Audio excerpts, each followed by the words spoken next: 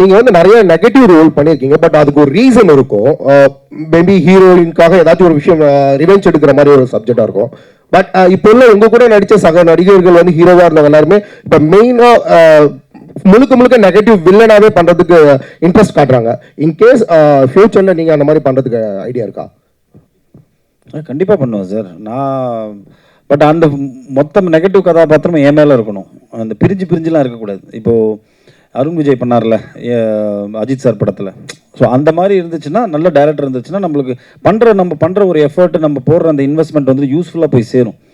இல்லைனா சும்மா ஏனோ தானோன்னு பண்ணுறது வேஸ்ட். கண்டிப்பாக பண்ணுவேன் சார். ஏன்னா இன்ஃபேக்ட் ஏதோ ஒரு இன்டர்வியூவில் கூட ஒரு விஜய் சேதுபதி கூட சொல்லியிருப்பார், நெகட்டிவாக பண்ணுறது தான் இன்னும் ஆக்சுவலாக மீட்டர் அதிகம். இன்னும் நிறையா பெர்ஃபார்ம் பண்ணலாம், இன்னும் எக்ஸ்ட்ராவாக வந்து நம்மளால் வந்துட்டு ஒரு ஸ்டெப் போய் பெர்ஃபார்ம் பண்ண முடியும். ஸோ கண்டிப்பாக நான் பண்ணுவேன். வெறும் இந்த 4 பேர் தானே, இந்த சைடெல்லாம் சைலண்ட்டாக இருக்காங்களே. புரியல சொல்லுங்க சார். படத்துக்கு டைலாக் ரைட்டர் வந்து ஜெகன் கவிராஜ்.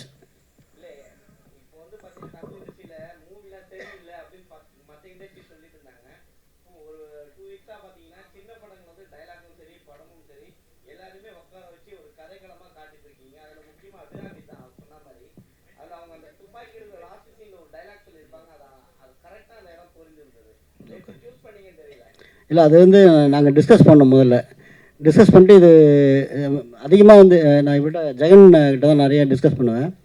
ஸோ அப்போ வந்து பிளான் பண்ணுவோம், இப்படி பண்ணலாமான்னு கேட்டேன். ஸோ உடனே அதுக்கேற்ற மாதிரி ஒரு டைலாக் அவர் தான் சொன்னார் அந்த இடத்துல. ஸோ அது பொருத்தமாக இருந்துச்சு கதைக்கு.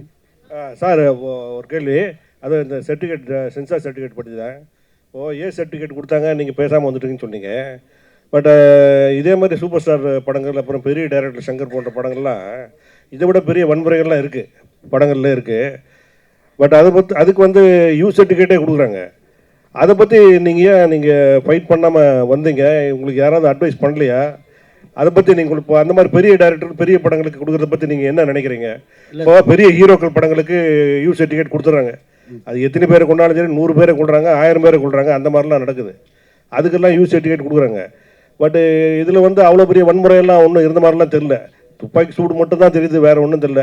ஒவ்வொரு படத்தில் 1000 துப்பாக்கி, பலாயிரம் துப்பாக்கி, பீரங்கெல்லாம் கொண்டு வந்து சுடுறாங்க. ஆனால் இந்த படத்தில் அந்த மாதிரிலாம் ஒன்றும் இல்லை.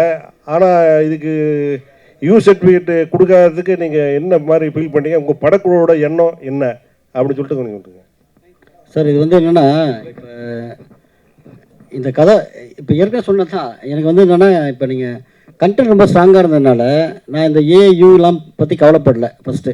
இன்னொன்று வந்து இது வந்து பார்த்திங்கன்னா குழந்தைங்க பார்க்குற படமே இல்லை, இது ஒரு மெச்சூர்டு ஆடியன்ஸ் பார்க்குற படம் தான். அது யூஏ கிடச்சிருந்தா சந்தோஷப்பட்டிருப்பேன். இல்லை சார், அதை பற்றி எனக்கு என்ன சார் தெரியும்? நான் இப்போ தானே வந்திருக்கேன் ஃபீல்டுக்கு சார். கேட்டுரு சார், அந்த டிஸ்கஷன் வரல அவங்க. இப்போ அந்த டிஸ்கஷனுக்கு அவங்க வரல. பாதகம் செய்பவரை கண்டால் நாம் பயங்கொள்ளலாகாது பாப்பா, மோதி மிதித்து விடு பாப்பா, அவர் முகத்தில் உமிழ்ந்து விடு பாப்பா. அண்மை செய்திகளை உடனுக்குடன் தெரிந்து கொள்ள இணைந்திருங்கள் இயம்நாடு தொலைக்காட்சியுடன்.